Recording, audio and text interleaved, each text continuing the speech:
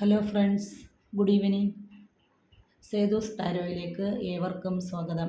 അപ്പോൾ ഇന്നത്തെ നമ്മൾ റീഡിങ്ങിൽ എടുക്കാൻ പോകുന്നത് നിങ്ങളുടെ റിലേഷൻഷിപ്പിലുള്ള വ്യക്തിക്ക് നിങ്ങളോടുള്ള സമീപനം എങ്ങനെയാണ്, നിങ്ങളോടിപ്പോൾ ഉള്ള സമീപനം എങ്ങനെയാണെന്ന് നമുക്കൊന്ന് നോക്കാം.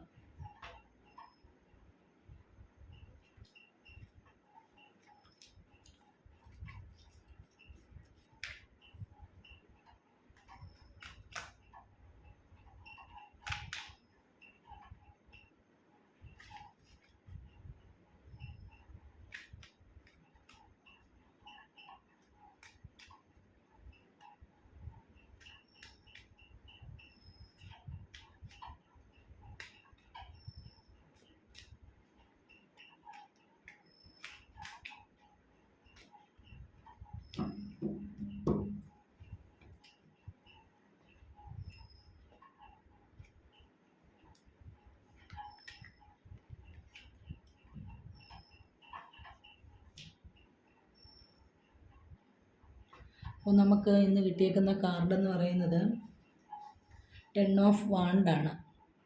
അപ്പോൾ നിങ്ങളുടെ റിലേഷനിലുള്ള വ്യക്തിയുടെ ഇപ്പോഴത്തെ ഒരു അവസ്ഥ, നിങ്ങളോടുള്ള ഒരു ഫീലിംഗ് എന്ന് പറയുന്നത് വളരെ വേദനാജനകമായിട്ടുള്ള ഒരു ഫീലിംഗ് ആണ് ഇപ്പോൾ ഉള്ളത്.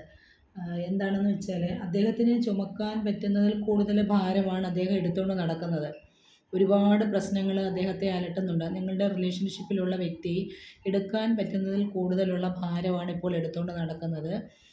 ഒരുപാട് പ്രശ്നങ്ങൾ അദ്ദേഹത്തെ അലട്ടുന്നുണ്ട്. അദ്ദേഹത്തിന് ഇപ്പോൾ ഒന്നും ചെയ്യാൻ പറ്റാത്തൊരു അവസ്ഥയിലാണ് നിൽക്കുന്നത്. അദ്ദേഹത്തിൻ്റെ കരിയറിൽ പോലും അദ്ദേഹത്തിന് ഫോക്കസ് ചെയ്യാൻ പറ്റുന്നില്ല. അദ്ദേഹത്തിന് വിജയത്തിൽ എത്തണമെന്നുണ്ട്, ലക്ഷ്യസ്ഥാനത്ത് എത്തണമെന്നുണ്ട്. ഏതെങ്കിലും ജോലിയിലായിരിക്കാം, അല്ലെങ്കിൽ ചെയ്യുന്ന കാര്യത്തിലായിരിക്കാം, അല്ലെങ്കിൽ അദ്ദേഹം ഏതിലാണോ കൂടുതലും കോൺസെൻട്രേറ്റ് ചെയ്യുന്നത് അതിലായിരിക്കാം. പക്ഷേ അതിൽ പോലും മികച്ച വിജയം നേടാൻ അദ്ദേഹത്തിന് കഴിയുന്നില്ല. കാരണം അദ്ദേഹത്തിൻ്റെ തലയിൽ ഒരുപാട് ഭാരമാണ് ഇരിക്കുന്നത്. ഒരുപാട് ഭാരം അദ്ദേഹത്തിൻ്റെ തലയിലുണ്ട്. ഒരുപാട് പ്രശ്നങ്ങളുടെ നടുവിലാണ് അദ്ദേഹം ഇപ്പോൾ.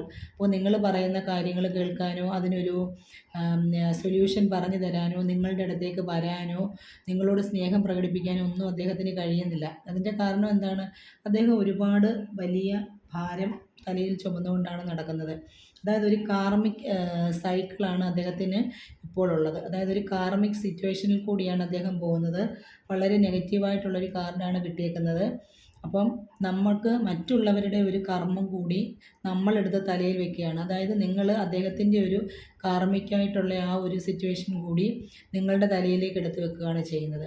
അതിനോടൊപ്പം തന്നെ നമ്മളും അദ്ദേഹത്തെ എന്ത് ചെയ്യുന്നുണ്ട്? ഒരുപാട് കാര്യങ്ങൾ പറഞ്ഞ് വിഷമിപ്പിക്കുന്നുണ്ട്.